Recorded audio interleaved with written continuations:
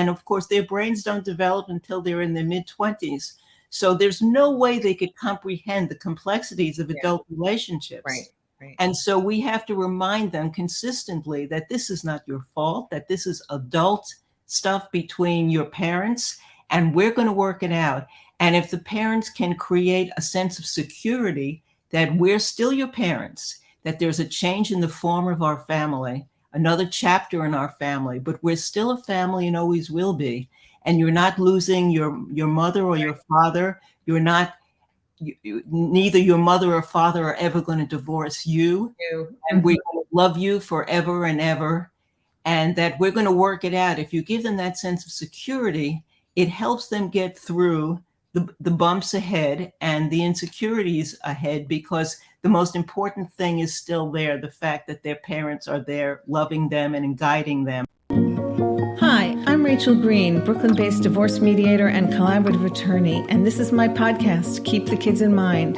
Join me as I chat with other industry professionals about everything from smoothly navigating your way through divorce to prenups, all the while keeping the kids in mind.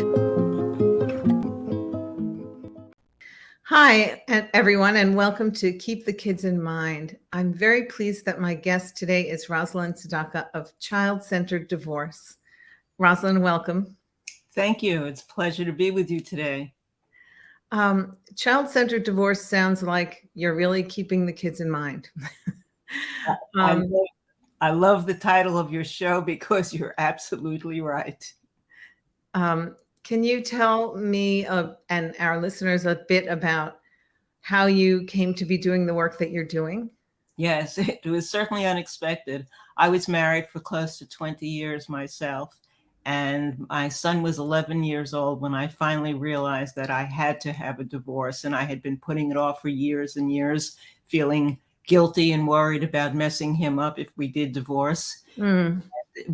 But he was being exposed to tension and conflict at home, starting to develop tension headaches and other symptoms. And I realized I had to do something. And after a lot of counseling and coaching, I made the decision. And it was the right decision for us, for our entire family. And we moved ahead into divorce. And I had to learn, along with my ex, how to co-parent my son into adulthood. And we did that. We went through the ups and downs and all of the mistakes that you make. And he reached adulthood. And one day when he was in his early 20s, he came to me out of the blue and he said, "You know, Ma, you and Daddy did a really good job with your divorce. And I just wanted to thank you, because most of my friends whose parents divorced either hate their parents or are very angry at them. And I think you and Daddy were really great." And I let out such a sigh of relief. Yeah. I was holding on to so much guilt and angst about the experience.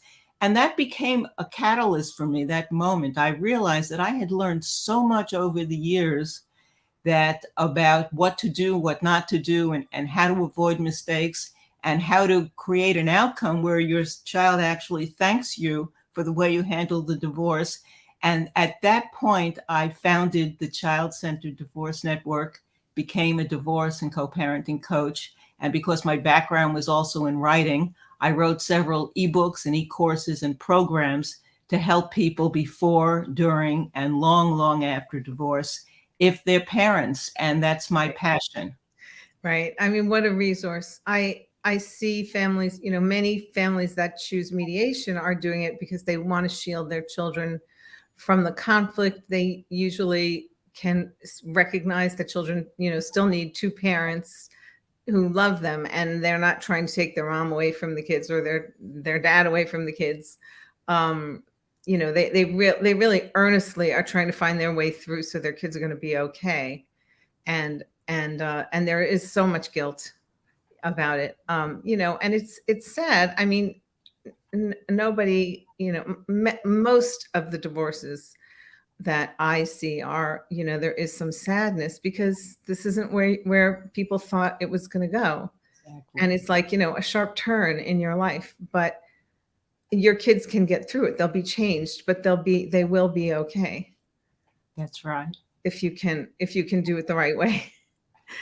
And none of us is perfect. So that's okay too. Absolutely. And that's the key point, that if both parents can agree that the one thing we have in common, regardless of any disagreements we're having, if we could both agree that we love our kids more than anything else, then there's a way of helping them get through this divorce in a much more positive way, and they can avoid so much of the so many mistakes and so much of the stress and anxiety and disappointment that happens, that scars children and creates havoc within the family dynamic. Yeah. And it's interesting when you were describing how you were trying to resist divorcing, that there was a lot of conflict, but you felt like you wanted to hold on for the sake of your son. And yet, he probably was sensing the tension that was in the home. Totally. And I mean, there are a lot of kids. I mean, there are a lot of adults I know whose parents divorced when they were like in their 20s, and they say, oh, they should have divorced 15 years earlier. Yes. Like, we knew. I mean, children always know the truth of their parents, the truth of who we are as their parents, and the truth of our relationship, I think. And they've always learned the truth of the parents' divorce. So, we can't hide anything from our kids. I agree. I think all we can do is try to say, this is who I am, the good and the bad, and let's figure out the way we can go forward and be the strongest possible. So, may I ask, what are some of the guidelines or tools that you recommend for parents who are going through this transition? So it's so important to put yourself in your child's shoes, regardless of their age, and see the world through their eyes. That's a very good starting point, because life is obviously different for a 5-year-old, a 10-year-old, and 15-year-old. And you want to understand, no one knows your child better than you. And so you want to understand what their experience is like, what their age understanding is like, and you want to adapt whatever you say and do with them to that age and understanding level. And you want to let them know that there's key things that they need to understand. And the first is that this is not their fault. Children innately will feel, maybe if I got better grades in my report card, maybe if I wasn't fighting with my brother all the time, maybe this, maybe that, then my parents wouldn't be divorcing. And of course, we know that's not the case. Even if you're fighting about the kids, it's not the kid's fault. No, I've never had a divorce where someone said, well, it's because my kid didn't do the homework on time. Exactly. That's why we're splitting up, right? But children feel that way. Well, they're trying to figure it out. And of course, their brains don't develop until they're in their mid-20s. So there's no way they could comprehend the complexities of adult relationships. Right. And so we have to remind them consistently that this is not your fault, that this is adult stuff between your parents, and we're going to work it out.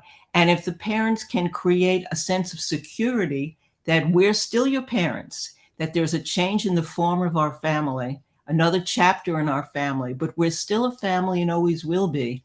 And you're not losing your mother or your father. You're not, neither your mother or father are ever going to divorce you.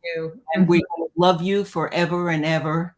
And that we're going to work it out. If you give them that sense of security, it helps them get through the bumps ahead and the insecurities ahead, because the most important thing is still there, the fact that their parents are there loving them and guiding them. And then we advise parents to step up and make responsible, mature decisions regarding their children every step of the way, and avoiding the huge mistakes that we see too often that don't have to take place. Like what? Like, what are some of the mistakes that? So some of the biggest mistakes are fighting around the children, and studies have proven again and again and again that fighting around children changes who they are and scars them emotionally and psychologically, whether you're still married or divorcing. Right. Regardless, it's the fighting. Kids don't want to be exposed to it, and that means even in the other room or on the phone, if you're fighting like that, the tension is what harms children. Yeah. Another huge mistake is bad mouthing their other parent, either to the kids or to someone else who's in the room. in earshot, Right. I because yeah. children love both parents, Mm. and it hurts them. It hurts a part of them to know that you're saying terrible things about their other parent. So if you can avoid those two things, you're starting off in a better level. Also, it's very important not to use your children as confidants. It's very tempting, especially precocious children. They'll put their arm around you and they'll try to parent you because they see you're hurting or suffering. Yeah, children whose parents are separated are even more focused on the parents' emotions, aren't they? Exactly. Yeah. So it's very important to realize that when you want to vent and when you're emotionally distraught, you need to speak to your therapist, to your divorce coach, to a professional, and not your children. Because when you share any adult information with your children, it immediately ends their childhood, and they are no longer in their childhood innocence. Suddenly they are thinking about adult issues, and Yeah. they can't fix it.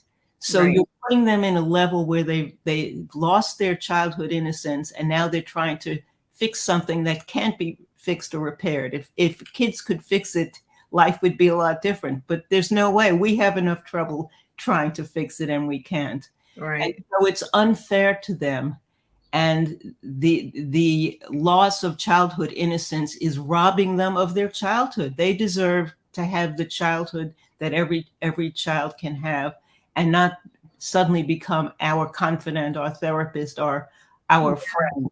So So I often in mediation, I often talk to people about how they're going to talk to the children, and the advice that I'm not a child specialist, but I've been working in this field for a long time.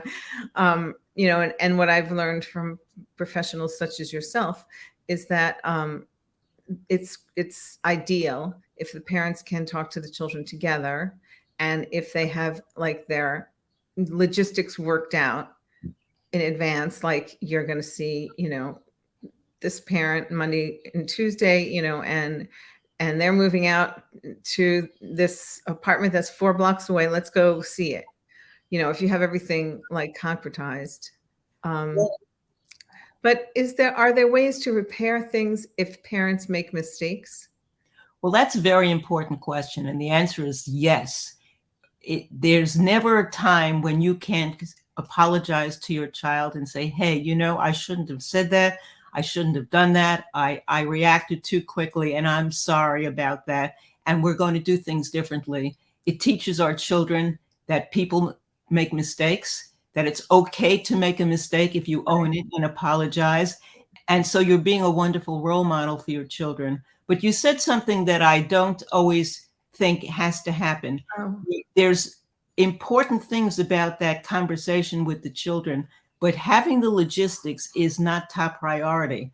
What's important is the emotional and psychological component of talking about the fact that we are a family and that things are going to be working out okay because your two parents are talking about it and working on it, and we'll be sharing with you. So we don't know yet whose house we're going to be in, or where that new apartment is located, or a lot of the other details. They'll come and we'll talk to you about it. We'll keep you in the loop. The important thing is for you to know that things are being worked on, and that we have you in mind, and that we love you so much that we're going to make sure that everything is taken care of for you and around you so you can relax. That's the thing that the kids need to understand. yeah, This that's isn't the end wonderful. of the world. Right. It's not the end of the world, and we're gonna be working on it, and we love you, and Yes, you are and our priority. we're still your parents, Right. and so you could come to either one of us, and I advise parents to say, "Hey, I'm gonna talk to dad about that, and we'll get back to you. I'm gonna talk to mom, and we'll let you know about that." The same way things used to be before the divorce in that regard. If Right. you could talk to them as parents together, that's the biggest gift you could give them, because that's the most important part of life. If you start doing things separately and the kids get the feeling that one parent is doing things totally differently, that creates more fear and anxiety for the children. And so if you can avoid that, it's a huge gift to Yeah. give them, and it I gives them had a yeah, I security. had a couple a few years ago that I worked with, and their 16-year-old was arrested in the park, across the street with pot. I mean, this was years ago, before pot was just a misdemeanor. And, they brought this 16-year-old down to the station, and then he called one parent, who immediately called the other parent, and they were like telling me this story because they worked so well together on the whole thing. And then they had to kind of step up their communication, because they realized that the kid had been saying, "Oh, I'm going to mom's to dad. Oh, I'm going to dad to mom." I mean, you still have to keep working together even when you're separated, so that you can be like a unit, reacting when your kid is in crisis. That's such an important point. And that gives children a sense of security, that the parents are still doing the parenting thing that they should be doing.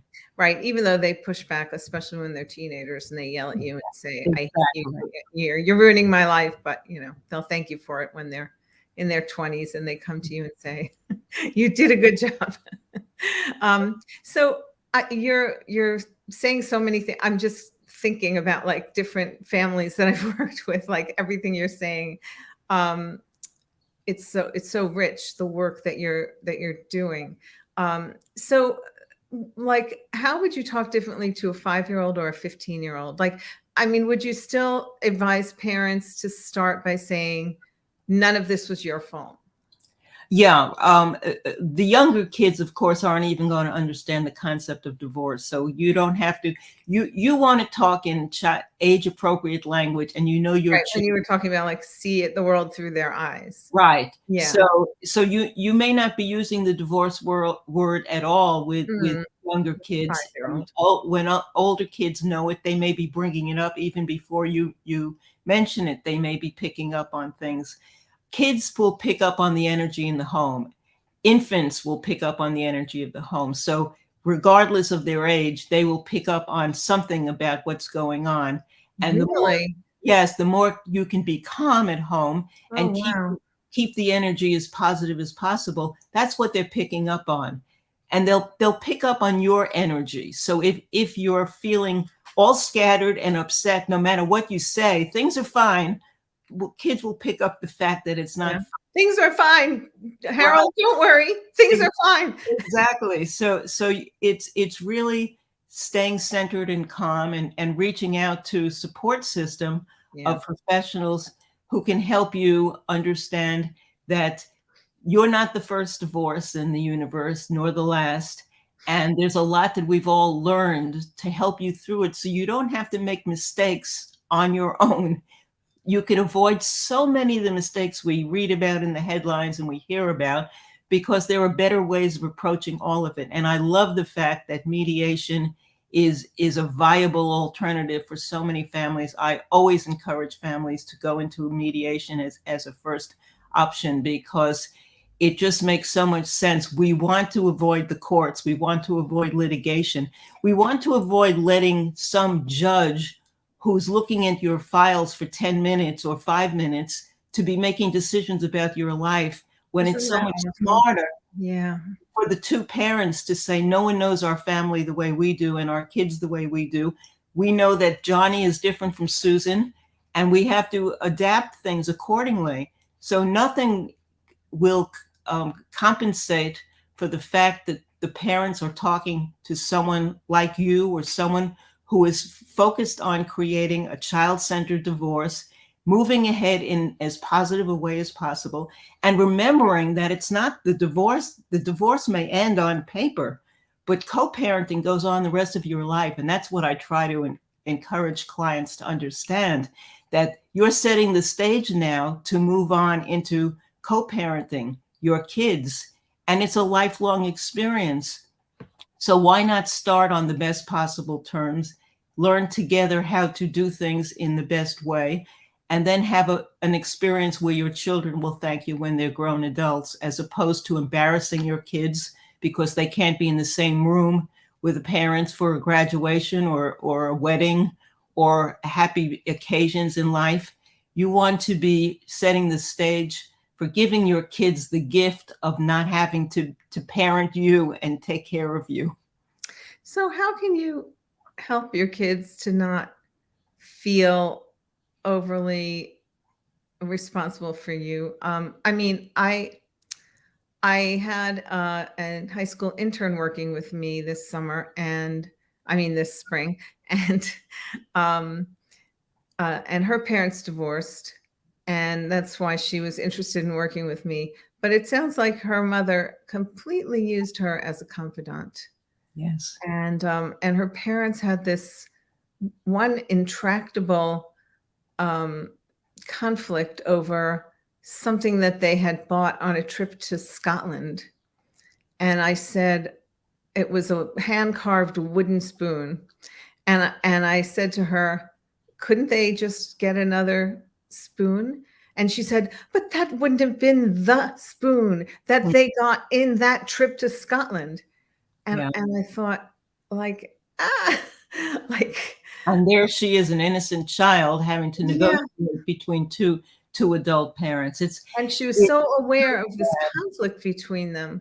yeah. She was just pulled into it.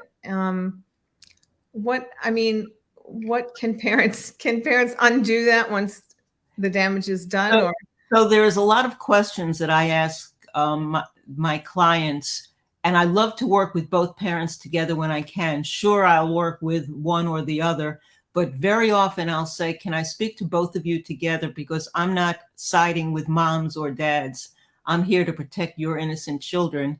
And if you both listen to the same conversation, you can both understand the pitfalls to avoid and the sensible steps to take. And so one of the questions is, how will our kids feel about how we handle the divorce when they're grown adults? And parents need to think about that now while they're misbehaving and carrying on and acting like immature teenagers themselves, and realize that our kids are watching and learning and are going to hold us accountable. And so sometimes smart parents will stop in their tracks and say, hey, wait a minute, we are not really being mature in the way we're handling this. And they'll step up and follow my guidance and your guidance and make better decisions. Also, I ask parents to, when a parenting decision comes along, to ask themselves, would I make the same decision if we were still married?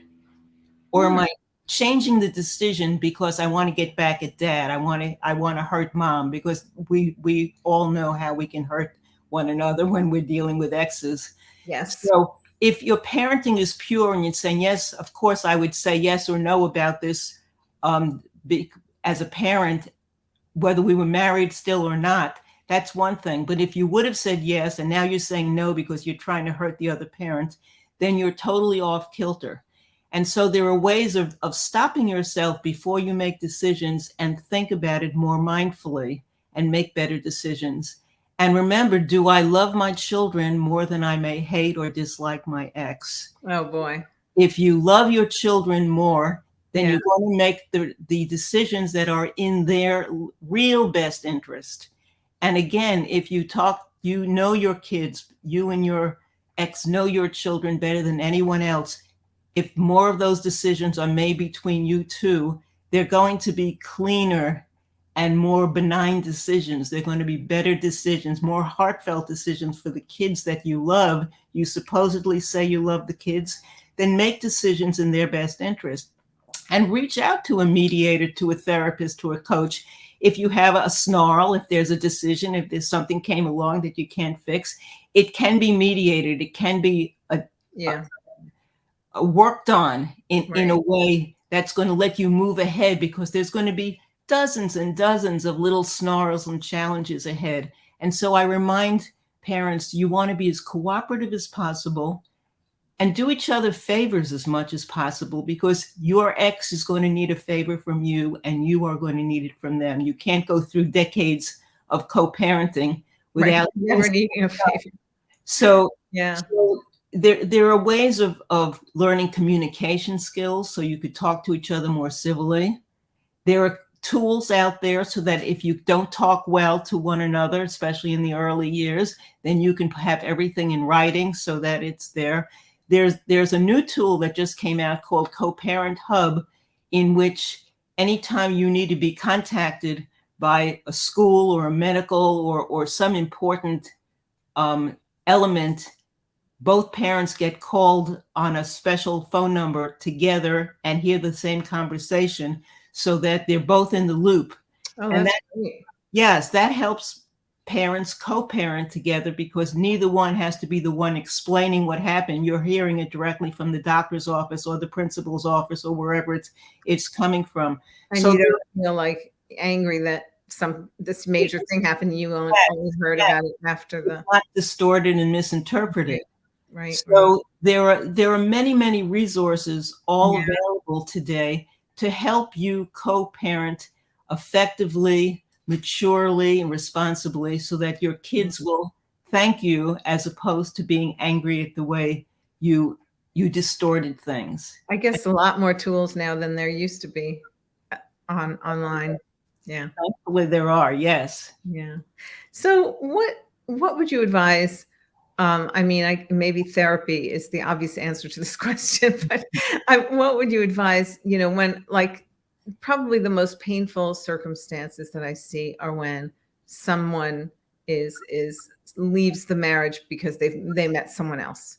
And then the parent who did not initiate the divorce is devastated and sobbing and like a puddle of misery and how how can parents not I mean children would be really aware that one parent is a Is sobbing that mess. pain and suffering, there's no doubt about it. Interesting. That's why so many of these things get so complicated, and that happened.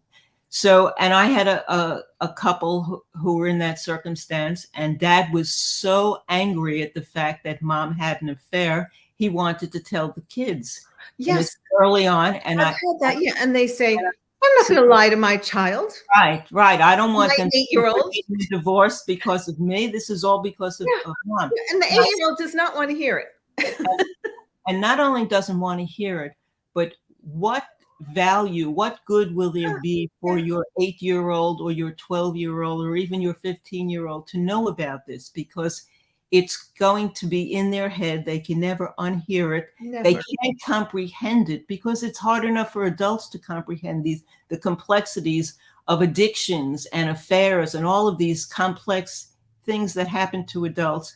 So I explained that to him, that will there be any value in your children's lives to know that mom had an affair before they're adults? And he understood that there is none. That's why all professionals say you don't share adult information with children because their brains cannot comprehend it and it's an unfair burden to put on them. And so dad got the message to his credit and they had a peaceful divorce because that piece of information was something that wasn't part of the information that was shared with the parents to the children. And if dad wants to share that when his kids are in their 20s and have another conversation with them, that's fine. But he's giving the kids the privilege of having their childhood without trying to figure out and analyze and psychoanalyze mom and dad and why this happened, because it's beyond their pay grade to be doing that. And it's a burden that he avoided putting on the kids. And so they were able to have a child-centered divorce that worked out well. Good for him. It sounds like you said exactly the right thing at the right moment. Like to just have to shift his thinking, to think really how would it benefit your child to hear about this now. And that's the beauty of when I can get both parents as early on as possible.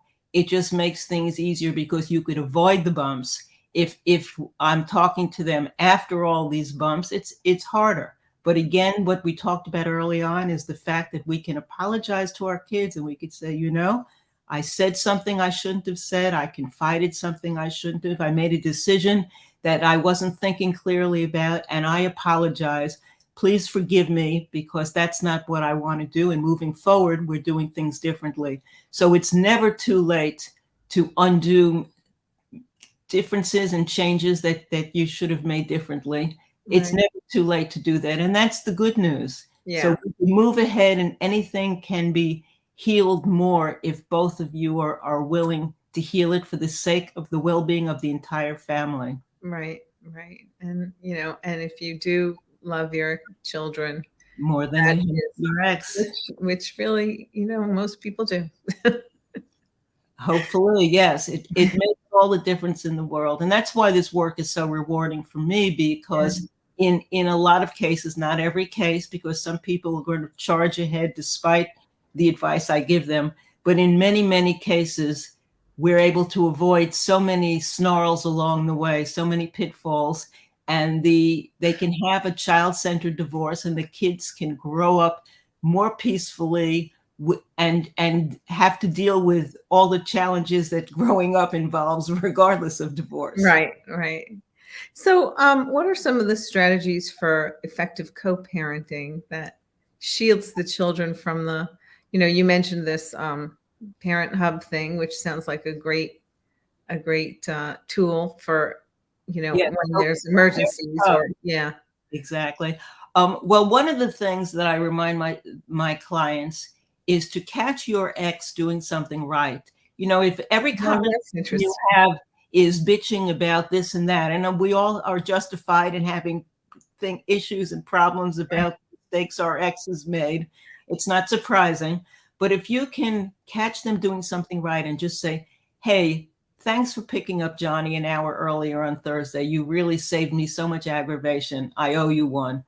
Just as, a sort of pat on the back verbally, just acknowledging them, so that not every time you're talking to them is it about you did this wrong, you did that wrong, this is a mistake, that's a mistake. That creates a much more positive environment between the two of you, and your ex is more likely to thank you. And you need one another. Who can you trust more in taking care of the kids you love than their other parent? Right, Much more than just a strange babysitter. right.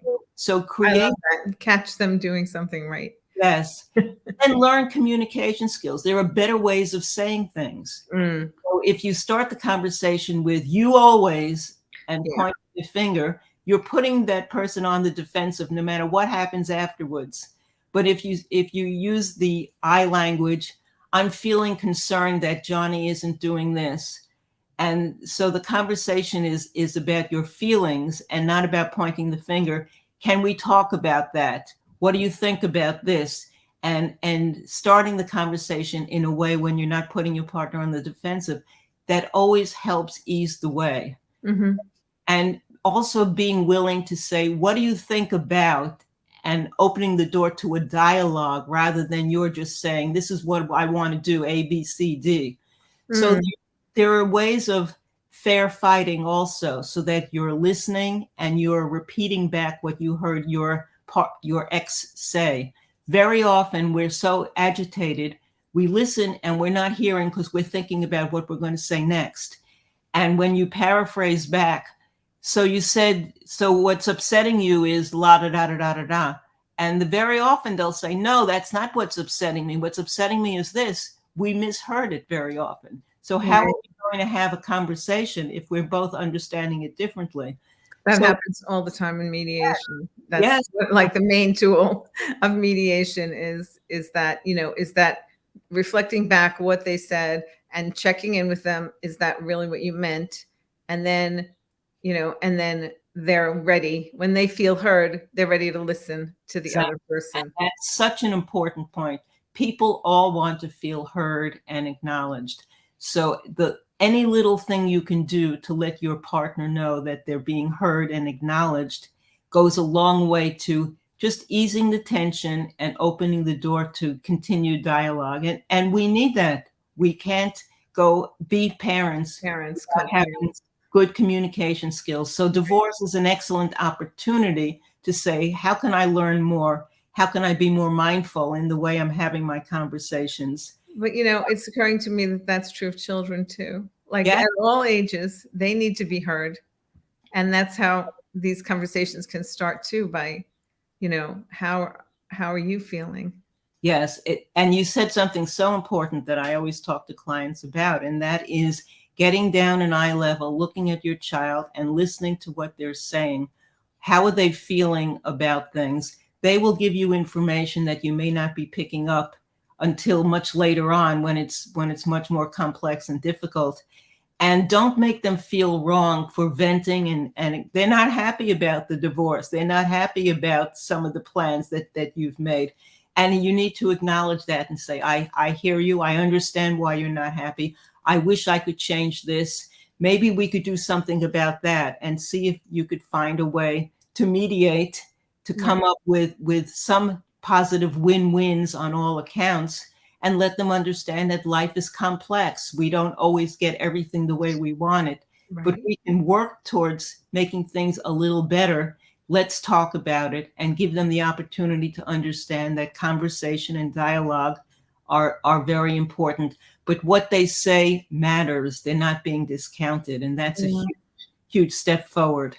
Well, this is a wonderful conversation. I feel so inspired. I don't know. I think I didn't get a lot of sleep last night, and like I keep tearing up from what you're saying, because it's just getting to the crux of like protecting children, and everybody wants their kids to be fine, and I want the parents to be fine too. Like that's what we're trying. We're trying to go forward toward healing and love. So just tell, just to finish up, tell our listeners, they can find you at childcentereddivorce.com. Yes. And you have books, and you have workbooks and programs. Please tell us about your offerings. Okay. So at childcentereddivorce.com, I have a wealth of information. I have a free ebook right on the homepage. Just enter your email address and you'll get a free book on post-divorce parenting success strategy. I'm going to get that book. For getting it right. I've been doing this for so long. I'm good. Going to get your book. Good. And then I have a very unique ebook on breaking the divorce news to children. That's very innovative. It's internationally acclaimed, called How Do I Tell the Kids About the Divorce? A Create-a-Storybook Guide to Protecting Your Children with Love. And you actually use family photos and pictures and create a storybook, and it becomes the script, so that both parents don't have to hum and haw during these difficult conversations. And the kids are seeing a picture book about them with pictures of them and their family, and they could reread it over and over again in the days and weeks and months following the initial conversation, which is very helpful for them to remember certain things and remember that this is going to pass and things are going to get better in their lives, and that it's our responsibility as parents to do that. I also have an 8-hour anger management for co-parents course that parents can take. That's either voluntary or can be court mandated. And that really gives them the information they need to make better decisions about how they handle anger issues in life, which is very helpful. And I have several different formats for success strategies in co-parenting. I have a audio coaching program with a workbook, as well as an ebook format. So there's lots of options there, and it's all at childcentereddivorce.com. What a wonderful resource. I'm going to go on my website and link to your website right now. Thank you. Rosalind, thank you so much for being a guest. I have just loved talking to you this morning, and you're doing wonderful work. And I'm so glad you're out there as a resource to these families in transition. And I so appreciate your interviewing me today. Thank you.